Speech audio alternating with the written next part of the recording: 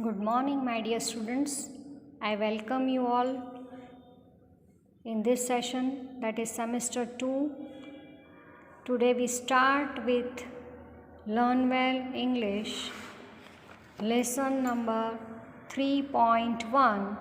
Name of the chapter is God's Greatest Gifts. God has given us so many gifts. Now let's see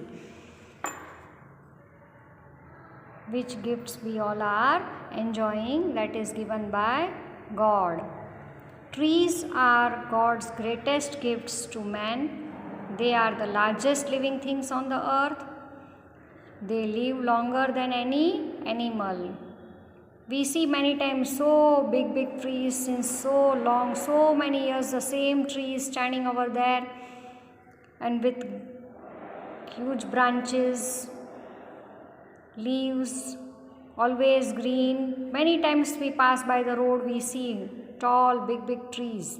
Most trees grow to more than 7 meters high. The biggest trees are the giant squares of California. These trees can grow to over 100 meters high. They can measure 25 meters around the trunk. See, trunk is so big, it is 25 meters around. The oldest trees are the Californian pine trees. Some of them are more than 4500 years old. The age of a tree can be told by counting the rings in its trunk. How can you measure the age? That how long this tree is over here? By seeing the rings, you can see over here one cut trunk is given here. By counting the rings, you can make out that how many years old this tree is. In most of the trees, new wood is formed each year in the form of a ring outside the wood of the previous year. These rings, as seen on the sawn trunk of a tree, are circular in shape. Each ring in the trunk represents 1 year of the tree's life. One ring means 1 year. By counting the rings, we can tell the age of a tree. In a year of good rainfall, the ring formed is thicker than the one formed in a year of less rainfall.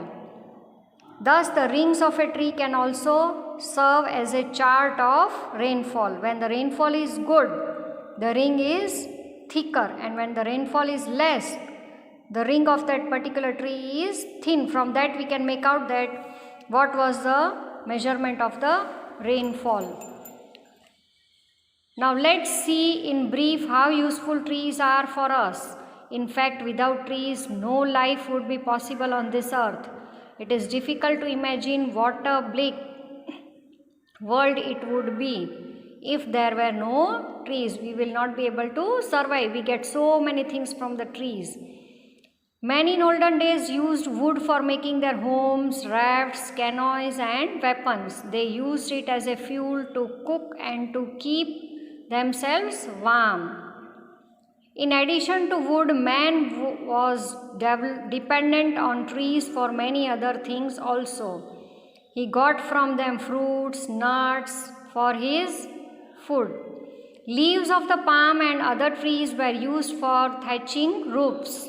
The bark and the leaves of the trees were used for clothing. Utensils were made from calabashes, coconuts and the shells of other fruits. No metal was there, so the people used to make utensils, ornaments from trees only, the parts of the trees. A number of medicines, dyes, tanning materials and spices were obtained from trees. In present times also, man is no less dependent on trees. He has no doubt invented many things. Man has invented many things, but that can take place of wood? No. He has begun to use concrete, steel, glass and plastics in place of wood. But even then, the demand for wood has increased vastly. For example, we need lots and lots of wood for making paper, cardboard and packing. In next part number 2, we see more uses of trees in detail. Trees are invaluable for another reason also. They supply us with oxygen, without which no life would be possible. Trees give us pure oxygen. There is oxygen in the air, but it is being constantly used up and turned into carbon dioxide. When animals breathe and things burn, oxygen is consumed and carbon dioxide is produced. The green leaves of trees absorb this carbon dioxide. With the help of sunlight, they break it into carbon and oxygen. And the carbon is used by green leaves to make starch. Oxygen is released back into the air. You can see over here the cycle of photosynthesis is given in this picture. That oxygen is released from the trees. It is used. Again the smoke is released. From that the carbon dioxide is released from the burning. And again it goes to the trees, take it carbon dioxide, and again they release oxygen. Again from animals, from birds, from human beings, oxygen is released continuously. Carbon dioxide is released in the air, and this carbon dioxide is absorbed by the trees and they give out oxygen for us. Thus the oxygen used up in burning and breathing is replaced in the atmosphere, but for this animals would soon die due to lack of oxygen. The starch produced by green leaves serves as food for animals, but for this all animals would die. Animals get all their food from plants or by eating animals that feed on plants. Trees also help to cool the atmosphere. Yes, we know when there is severe summer season in the afternoon, if we get a tree on the road, we feel that we are relaxed. The leaves of trees give out a lot of water vapor. It helps to cool the air. When rain clouds pass through the cool air, they condense and come down as rain. That is why there is a greater rainfall over places where we have thick forest. Even trees help us in bringing the rain. Our earth has a fine layer of soil at the surface. All plants grow in this soil only. Under the soil, there are rocks of various kinds. You know, nature takes millions of years to form an inch of soil in thickness, but sometimes a single heavy shower can wash it off. Such a thing doesn't happen in places where we have forests or lots of trees. The roots of the trees hold the soil together and protect it from being washed off. It helps the soil to be firm over there. If trees are not there, then soil will also be washed out by air or by water.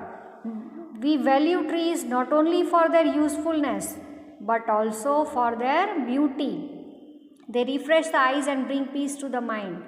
When we see lot of trees and good garden with green leaves and beautiful flowers, and then we go somewhere else and we say such a beautiful garden was there at that place, means it even beautifies the particular place. That is why our ancient rishis were attracted to the forests. They lived in their forest homes or ashrams in the company of nature. It was in these ashrams that they taught their pupils. When Gurudev Rabindranath Tagore started a school, he also chose a place full of trees. He called it Shanti Niketan, or the home of peace. Shanti Niketan means, Shanti means mental peace. That's why he gave the name of his ashram as home of peace. There was a time when our hills, mountains and even plains were covered with huge forest. As the population grew, trees were cut down to meet the demand for fuel and timber. Thus our wonderful forests came to be destroyed. Now we don't have enough trees to give us firewood even. So people are forced to burn cattle dung, which ought to be saved for use as manure.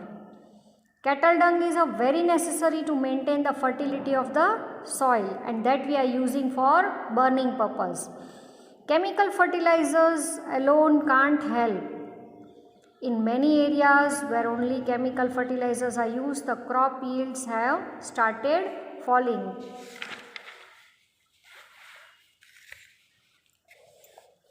There is another grave danger. Now we don't have enough trees to treat all the carbon dioxide. If we will not grow the trees, then there will be more carbon dioxide in the air, and that is very harmful for human beings. That is being produced in our homes, factories, and by our autos. The air remains polluted and it can give us a number of serious diseases. Trees are man's best friend. They are God's greatest gift to man.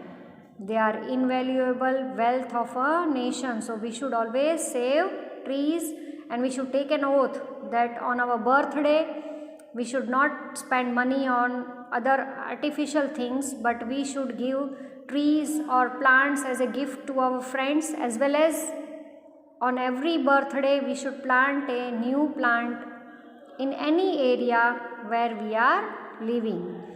It is our scared duty to protect them and look after them well. For every tree that is cut down, we must plant at least 2 new trees and take care of them. If we don't care for trees, they too will stop caring for us, and then imagine what will happen. So children, save trees. You are not supposed to cut trees, and you have to plant new trees. I hope you all are fine. Stay safe, stay healthy at home.